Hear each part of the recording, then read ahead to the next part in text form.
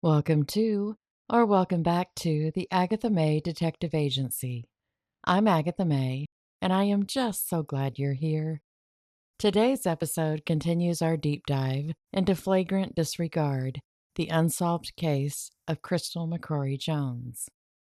In this chapter, we'll be examining two key documents, the coroner's report and the autopsy report.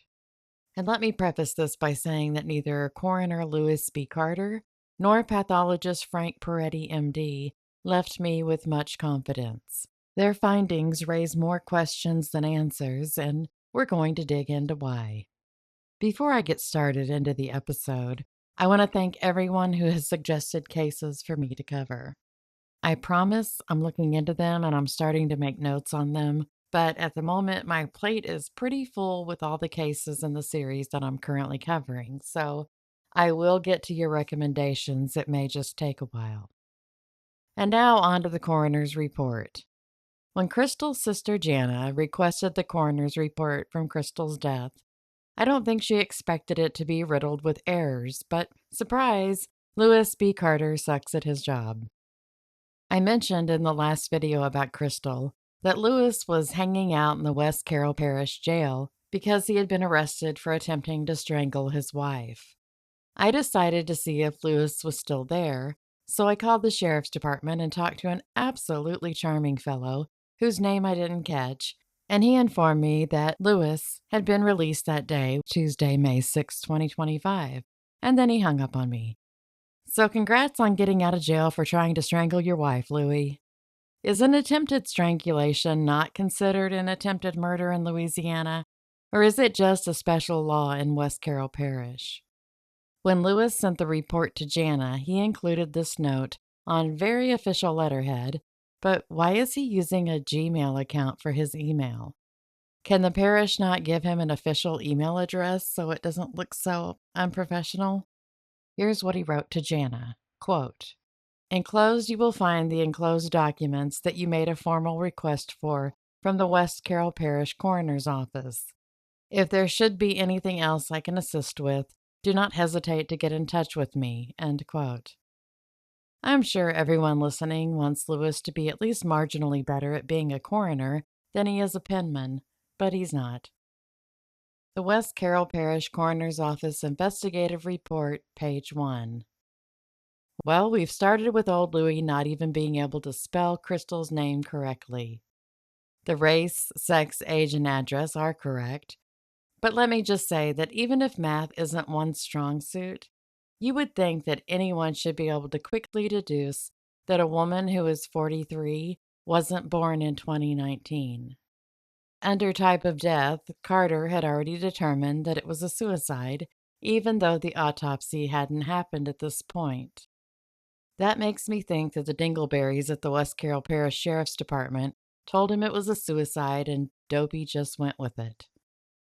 Under the description of the body section, Carter lets us know that Crystal didn't have a beard, so thank goodness for that, but we're still not sure about a mustache. He also had the time originally at 10:35, but then scratched it out and inked in 5:05 p.m. So where did the 10:35 in the morning come from, and how weird is it that it probably isn't too far from the actual time of death? And why didn't he use military time like any other law enforcement or medical field does? Under marks and wounds, Carter wrote none, gunshot to right side of head with exit wound just above and forward of the left ear. But as I've talked about before, Crystal did have marks on her body. She had bruising on her arms and legs, a broken fingernail, and scratches on her arm. The probable cause of death is cardiopulmonary arrest due to a close contact wound to the right side of the head. But there is no mention of the pillow that had been shot through that can be seen in the crime scene photos.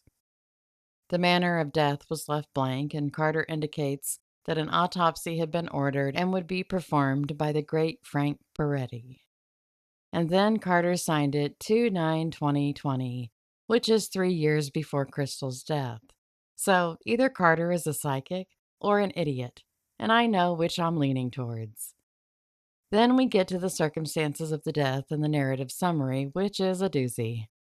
Chuck Harris is the deputy who found Crystal, And her husband Tony was the last person who saw her alive, but those are just about the only things that don't have an error on this final page of the report.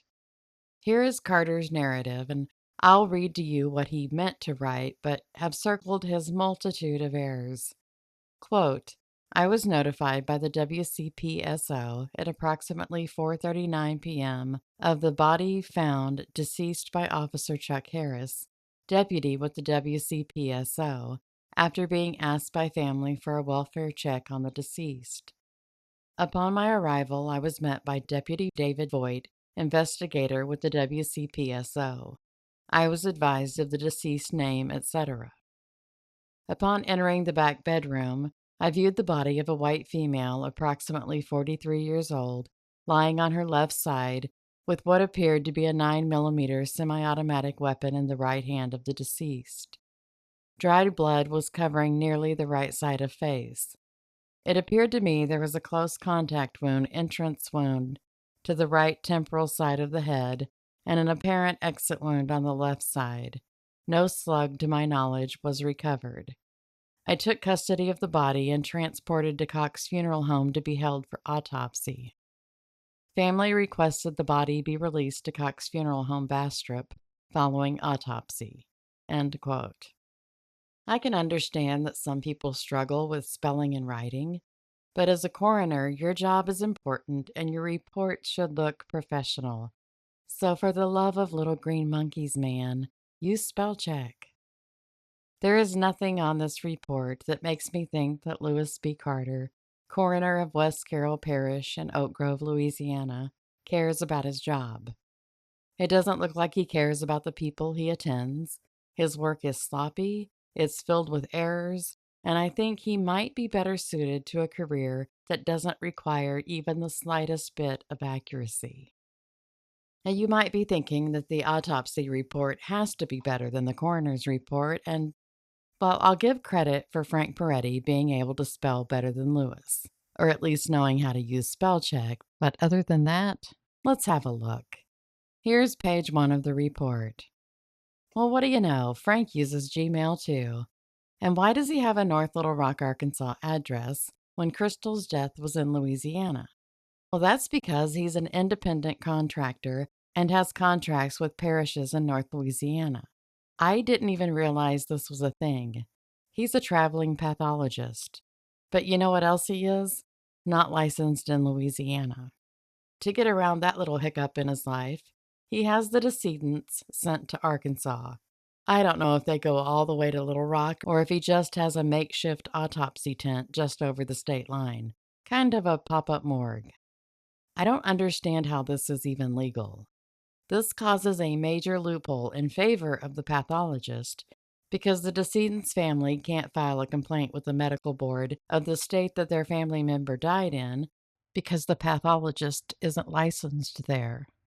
And the state where the autopsy did happen isn't going to pursue a complaint because the decedent wasn't a resident of their state. If the name Frank Peretti rings a bell, you might have heard it from the West Memphis 3 case. He was the pathologist who performed the autopsy and testified at the trial. He's the one who testified at Jesse Miskelly's trial that he couldn't determine a time of death for the boys, but then at Damian Eccles and Jason Baldwin's trial, he had a time of death.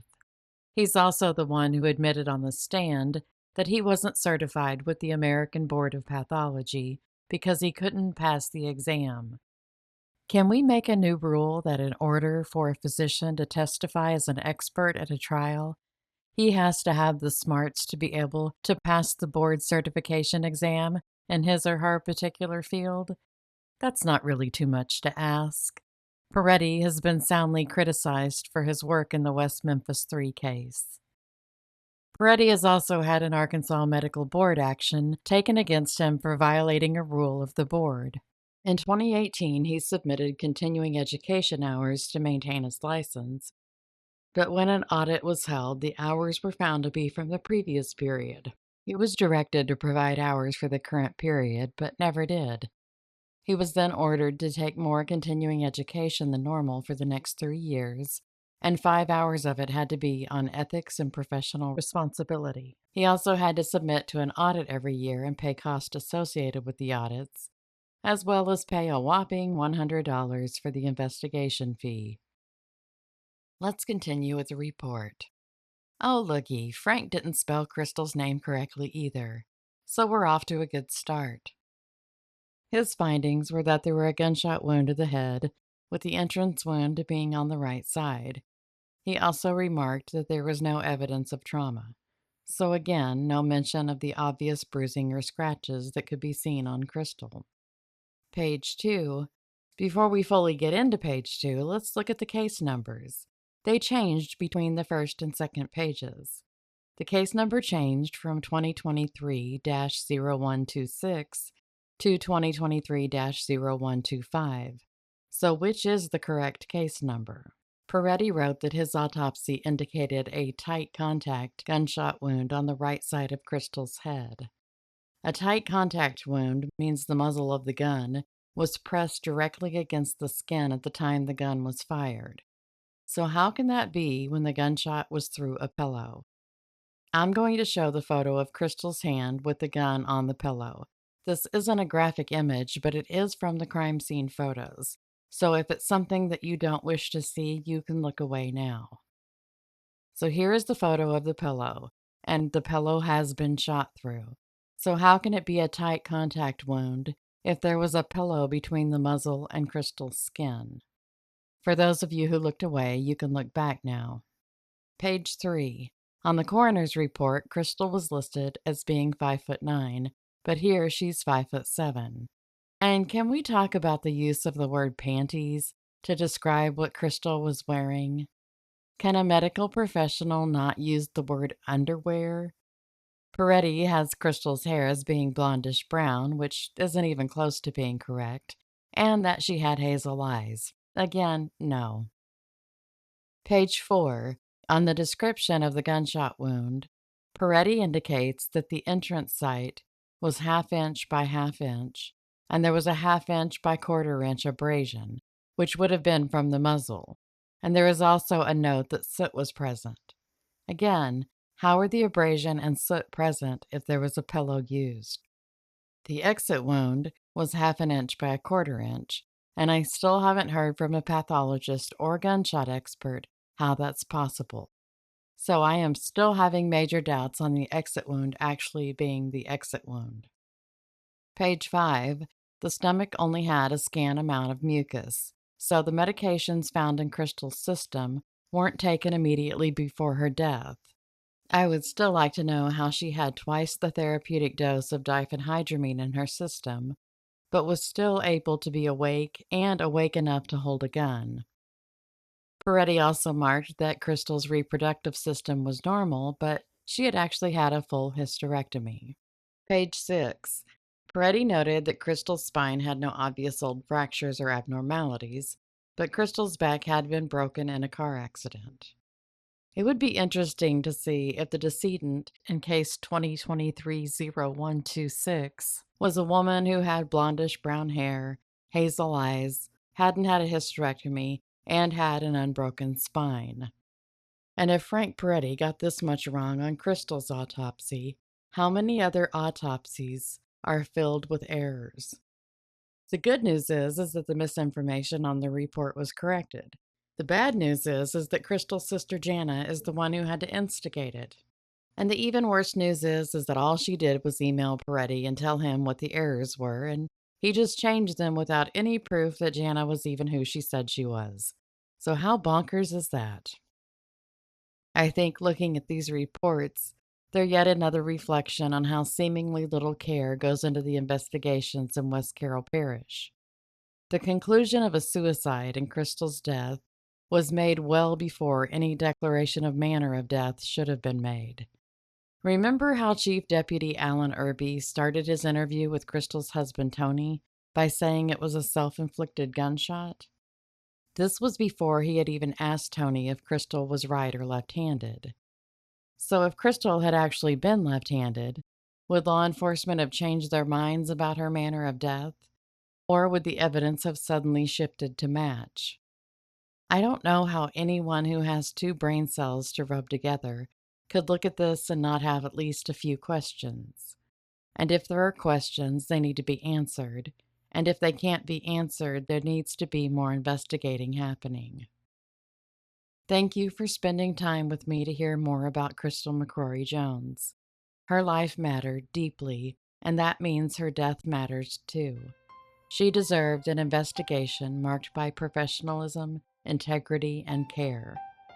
What she got instead was silence, evasion, errors, and over 2 years of unanswered questions. Jana has created a Facebook group, Justice for Crystal McCrory Jones, where she continues to advocate for the truth.